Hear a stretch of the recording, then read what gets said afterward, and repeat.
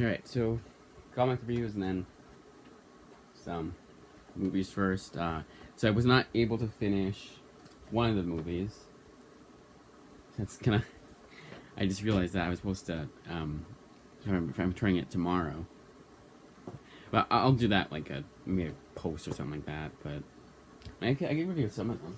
It's the fourth film favorite to me. But I don't usually do movie reviews anyway, so it's more comic review related. This is the Moonstruck, Harry Met Sally, Princess Bride, and Rain Man. Only one I did not watch yet is Rain Man. All the rest are fine. You know, Moonstruck was fine, Harry Met Sally was fine, Princess Bride was above fine, but none of them like. I think I need to. I'd seen Princess Bride before, and I really liked it the first time I saw it, but I think I was in the mood for it the second time I saw it. I don't know why, but I liked it a little bit less. But I think that's unfair to say. Like it's kind of one of those. It's like I would say, my first viewing of it is more accurate to how I feel about it than my second viewing of it. And for whatever reason, somebody skipped. It wasn't even like it was that scratch at all. It was like a little freeze and skip a little bit, and it's only like happened to a couple of DVDs. I gotta get a new DVD player for my laptop. I have a USB one. Dumb Money is insanely forgettable. I had just remember I when I was pulling the was grabbing all the movies and comics to do for the comic review. That I have them right next to me. So like, obviously I can pick them up. I'll go all the way over there. I don't know. I'm over explaining, but I had seen Dumb Money. And I was like, oh yeah, I had watched that, and it's insanely forgettable. If you don't know a story about the GameStop situation that like back in the pandemic, then I guess it would be interesting. But other than that, it's just a Wolf of Wall Street wannabe. And I haven't seen Wolf of Wall Street, but you can tell like they actually make references to Wolf of Wall Street, so it's not.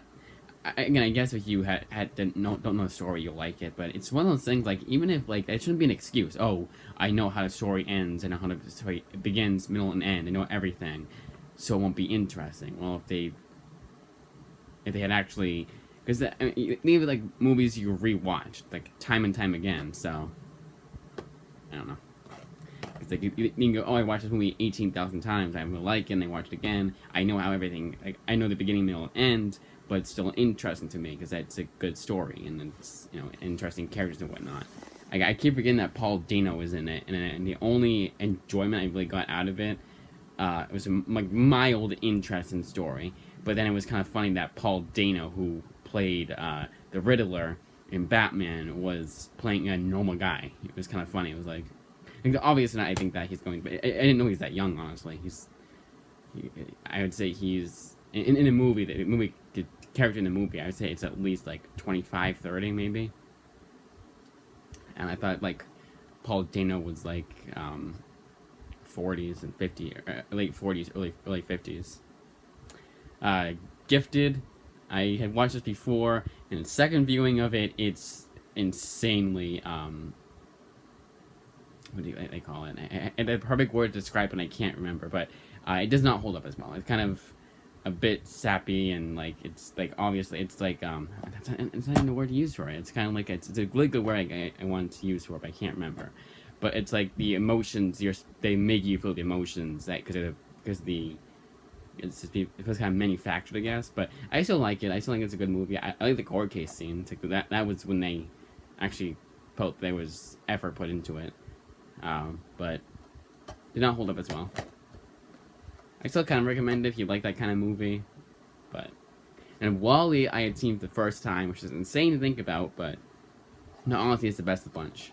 And then here, so like I said, Moonstruck was fine. Harry Met Sally was fine. Princess Bride was above fine. But I had seen it before, so it's not really doesn't really count. But Rain Man I've not seen yet.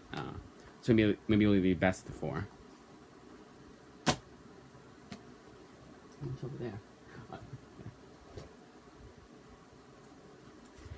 Moon Girl and Devil Dinosaur, the final volume. I had read this before, so nothing really changed. I still think that Moon Girl is a very annoying character, and it's like super. It gets like the last two issues are a Fantastic Four crossover, and it almost seems like they're trying to say like Moon Girl is the better of the bunch, and like the Fantastic Four should listen to her now, and just very annoying. But other than that, I do like the story. I do like the story. I like that um, I think the pacing is like top notch. I think overall it's a good comic. It's just the main character is super annoying, and I don't think she gets any better. And I thought she did. I thought overall, like she learned to not be such a,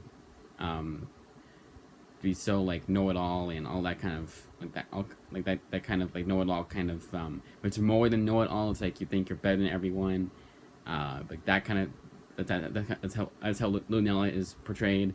And I thought that as the comics went along, she became less and less that way, and then she like changed for the better. But apparently not. That was the Mandela effect, apparently. Doctor Strange. This one's kind of like a in between Jason Aaron's run and Donny Cates' run, I think. Someone else had a run. Yes, it was Mark Waid's one I'm thinking of. That it's not. It was one right before Mark Waid's run. I believe it was Donny Cates' run. And this one is just kind of like a in the middle kind of thing, and not terrible. They do get some Dennis Hopeless. I like Dennis Hopeless. I actually like this. I think I like this a lot better because we get to John Barber's run, and I remember not liking that as much like Dennis Hopeless run. But honestly, if anything, I am the exact opposite this time around. I thought the Dennis Hopeless stuff was good, but I really enjoyed the John Barber few issues he had here. But overall, I would say if you like, I would say for completists only. But I think I would almost say you would need to, because they probably would reference the events that happen in that comic. But I don't think it's all that necessary. Gwenpool, I still think is good. I still think it's the best. Well, and again, we have one more volume of Hastings run until we get to what people didn't like, the Leah Williams run. I thought that was really cringe. So the longest time I thought that was just the same, like I thought it was the same, like not run, like the same writer, obviously. But I thought it was like, oh, issues 25 to 30 were the ones that people don't like. I don't know why I thought that. No, it's a whole new, it's actually a mini-series written by Leah Williams, so it makes sense why people didn't like it. And they thought it was just cringe. And I heard, like, I've been watching, like, I wondered if your boy Zach had, Comics Matter with your boy Zach, had done a Gwenpool review. Because usually he'll do, like, reviews of comics, and like, oh, I never even thought he did a review of that, like, Batman by Tom King, for instance. And I had seen, I was curious, I looked it up, and then apparently the first issue is supposed to be, like, kind of good, but then gets completely derails at the end. But overall, I like this run of Gwenpool. I think this is the best we could have gotten from the character.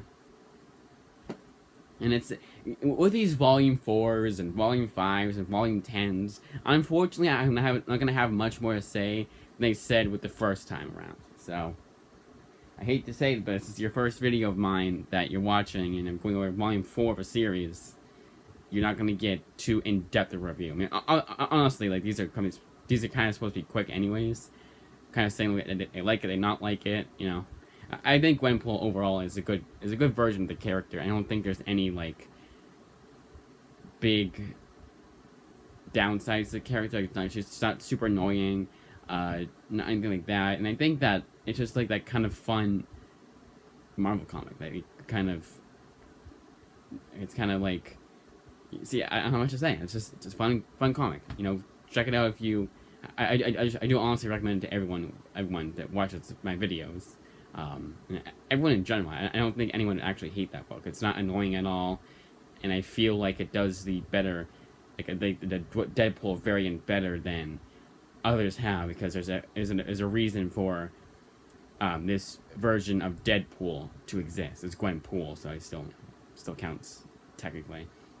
And it's one of those books that the story is just as good as the like the action or whatever. It's not just, oh, it's, you know, it's a fun comic that, you know, doesn't take itself too seriously. No, it does actually take itself seriously and wants to tell an actual story.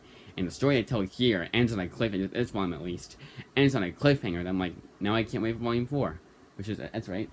I'm right. It's not Volume 3. It's Volume 3, right? Well, I can't tell. Yeah, Volume 3. It's just the font. It wasn't like this. It was like really light. It was really weird. Uh, All Out Avengers, like with the first Falcon and Winter Soldier, they're very forgettable, but good enough. Nothing special. Bargain bin stuff. Captain Marvel in the Killer Corps. Like with all of Kelly Sue DeConnick's run on Captain Marvel, I think it's pretty good. You know, I don't think, I think this was still when the character was, like she was still interesting enough. She wasn't super overpowered. There was some instances fine, but for the most part, she was still the Carol Danvers that most people remember, without like, a few changes. And those few changes, yeah, I think her new costume compared to her old costume, I like her old costume and look better than her new look, but other than that, I still do like Kelly Sue DeConnick's run. And this is actually also written by Kelly Thompson.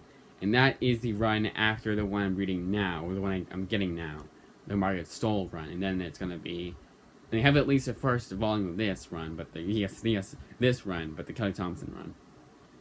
But I still like this book. This book, along with Kelly Sue DeConnick's run, I still think is, like, first of all, worthy of the omnibus that came out, and worthy of checking out if you don't. I would say if you're neutral on the character, you don't like her at all, but you don't hate her you don't hate her all that much. I'm talking the character, and I'm talking the comics character. Yeah, the movie character sucks, like, all around. Actor and character. Flawed is anything but. It's my second time reading this comic. If you saw my 4K overview and my, actually, is also my original version that I upload to this channel, you will know that I said I read this recently and get a full review. I absolutely love this book. This is nice, and it's nice. It's one of those books that it's 6 issues and you kind of wish it were more. And I feel like, and it, honestly, what I like about this book is that it tells a story in 6 issues. There's no real, it's sort of a cliffhanger technically. They always had to have that. They always leave it open for a sequel just in case it sells really well. And I would like to see a sequel of this comic. It's nice. It gets too nice. The action is really good, and I think this story, everything in this comic is really good. It's anything but flawed, like I said before.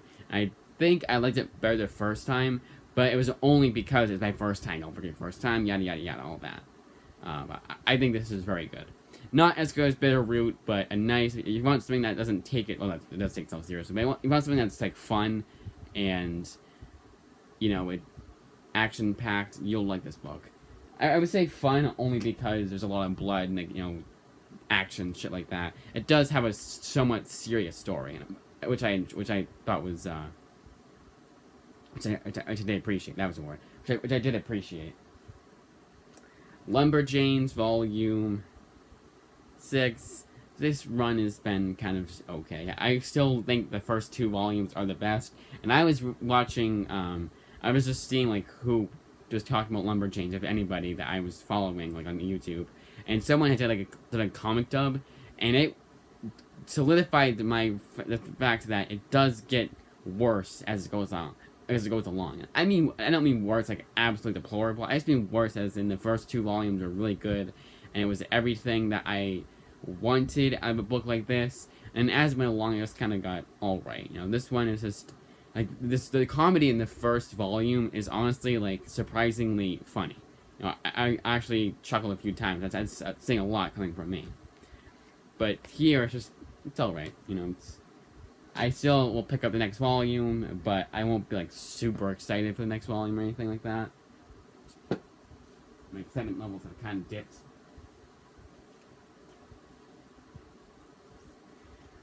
Sandman Volume 3. Volume 3? Why do I feel like we were at like Volume 4 or 5? That's so weird. This comic overall, I'm going to skip Fables and Reflections. I'm going to skip it. There's no reason for me to read it again. The only story I liked in it was the headless guy, and even then, it's not worth it. I don't know if I want to keep continuing this on the series. It's not my thing. And I liked it a lot. I do like it a lot better than I have in the past. Like, I think in the past I was a bit too harsh on it. And I'm talking like way, like not 6 months ago. No, like years ago. The past. But overall, this will never ever be in my top 20 comics, even top 20. It's just not, and I want to say it's not my thing because it kind of is, but I think like when it doesn't focus on what I found interesting, it gets really boring. Like, more so than if a Spider-Man comic focused more on the Daily Bugle than, and it's a bad example, but I guess if a Spider-Man issue was more focused on, I shouldn't say Spider-Man, but Deadpool, no, but you get the point. The following stuff I don't really find interesting, but you think it would still be good because the story is still good. Like, no matter what they focus on, I still like it. I'm just trying to say. But I feel like I actually liked it better the previous time I read this series. And the only reason I'm going back to this is because of the fact that there's a sequel. I forget what it's called, but they Ink Extreme Country. But I'm just seeing this. No, it's not. It's called something different. I forget. Dream Hunters. I don't know. It was one that I guess I just never thought they would have. I'm a local library into loans, and they do have it. Although there's one book I put in they didn't have, and I'm hoping the only reason why it said not available and canceled is because it was checked out the only London library. So there's two libraries that had it, and one was checked out, and it checked that information. And the second one said, yeah, we're a lender at ILL lender, Interlibrary Loan, those you don't know. And it was just not available. And then canceled. So annoying too, because I was looking forward to it. V for Vendetta. Probably my most controversial take on this comic is that I did not like it for the longest time. And I think overall, the rereadability factor is super low. It did get better as it went along, and there were issues that took me like half the time that it did for any other issue of this comic. And I do think that the story is good. You know, if you say like, if it completely ignored the fact there's a movie out of it, yeah, this is the best version of the story. But I like the movie a lot better. From what I remember, anyways, I do need to rewatch that movie. Wait, no, I have to put that there. I was gonna put them separate because I obviously want to keep the books I own separate from the ones I don't own. Oh, and also that one. This and one more, I believe, you didn't see before. I was unsure whether or not I wanted to do the comics that I own. So I was trying to kind of finish the ones that from the library first before anything else. Far Sector is extremely annoying. It's not the characters are annoying, but it's the fact that they're trying to so much lore. And it's more lore than story and character depth and growth and anything like that. And it's really, really, like it pulls this, it grinds the story to a halt whenever they're trying to build a lore or whatever. And I don't mind that completely, but here I did. And I didn't find that, and because of that, I didn't really find this comic at all interesting. It kind of became homework to finish the story. But I'm glad I read it and glad I own it still. Like, I will give it I'm sure like 6 months down the line, I'll give it another shot and then probably like a lot more. But even then, I'm not 100% sure about that. Catwoman by Joelle Jones, just as good as the first volume. I really like this run.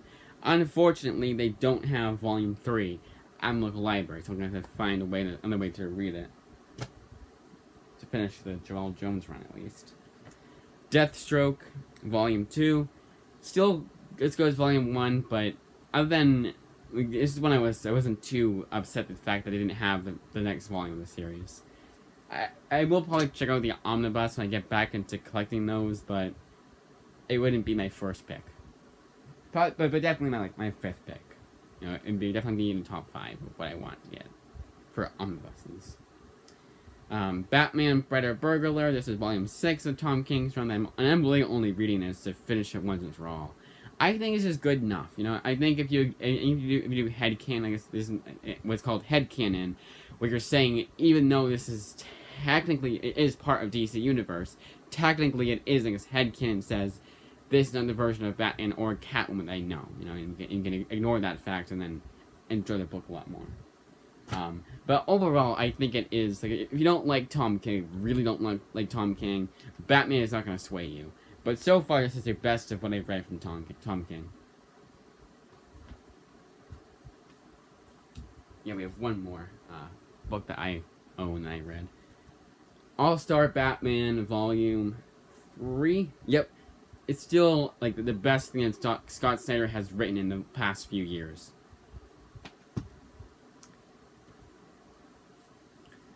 Suicide Squad Bad Blood. Of the three books that were in my personal collection that I picked to read once and for all, this one was the most fun. This is, honestly, between Tom Taylor and Tom King, the two Toms, I get their names confused sometimes. I think Tom Taylor is the better of the two. They're both shitty, kind of like, I would say shitty. They're both annoying people online, and it seem to be in real life, but as writers, I would say Tom Taylor is the best one. Because this one was really fun. Like, this, I didn't even care that there was some minor politics. Yeah, it is written by Tom Taylor. He wants to get some shit in there. But I could completely ignore it and actually have fun with this comic. I wholeheartedly recommend this comic. It's a very fun ride that I think, and it also has a good story. You get invested in the characters. Now, one big downside is not every character in the lineup for Suicide Squad gets their equal screen time. There's actually a few that I didn't even know their names, like superhero or otherwise. I was like, oh, the girl with the fucking hat, yeah, that one. And I completely forgot she was even in the comic until I was going to the character sketches at the end of the book. That's the only downside, but other than that, it's just a fun time. And with the characters the new characters that we do follow, I think they're well written enough. Y the Last Man, Volume 3. I still really like this book, and I think this one ended like cliffhanger. I thought it did. Yes, it does. I mean, this one I've read before, and it's still my top 5 comics of all time. And this volume proves that it's still valid to say that. I would say, like, probably it's the 5th one, because it'd probably go, I'll take that after, because there's 2 more that are in my top 5, and that is Walking Dead and Sin City. These are still top 5. Now, Walking Dead has something at the end that I completely forgot about, and I was like, and it's one of those things where it's like, I'm almost like, it's like I'm reading it for the first time, and it's kind of funny, because it was a long time ago I read it, so obviously it makes sense, but it's like completely, some things like will happen I completely forgot about, but then some things like the ending of this hardcover, that's the last issue, and I it's one of those things where I did forget about it, but I remember I was like, oh yeah, that's right too, that happened, that was crazy, and it proves that this comic has been going on for over 100 issues, and it is still as good as it was in the first 100 issues that it is to past issue 100. And that is insane. Same writer too. Like, I honestly think Robert Kirkman is the best modern comics writer. And this comic proves that that's a fact. That's a fact. Not a fact. That proves my opinion's valid. And then Sin City is just fantastic. So I would say Sin City is probably, well, I say favorite is Preacher. Then it would probably go, probably Sin City, honestly. Then Walking Dead. Then the 4th one is a tie between, 4th and 5th are like the same. Like, treatment is the same. It's Preacher, and, sorry, not Preacher. It's, Transmetropolitan and Y the Last Man. I would say Y the Last Man probably one above Transmetropolitan, but other than that, top 5 is top 5. But that, as I say, that's all the reviews. As you could tell, it was a lot less than I usually have, and that's the way I like it. At first, it was because I thought I had a job, and then I didn't, because it was a layoff kind of thing. Not layoff, what I call it. Hiring freeze. But I still, like, regardless of that, I still think it was the best decision ever to not get as many books. It's 15 right now. Why do I say it so weirdly? It's 15 overall. Like, the ones that I read. The OGNs is still... Actually, there's no OGNs here, right? No, there wasn't. But I still like to get 15. OGNs, I want to try and get that to not to 4, but to 3 or 2. And this past time, because impending blindness didn't come in, that was supposed to come in. Because impending blindness didn't come in, it wasn't like, at least before, it wasn't available. I have 3 now. But that, as I say, is that.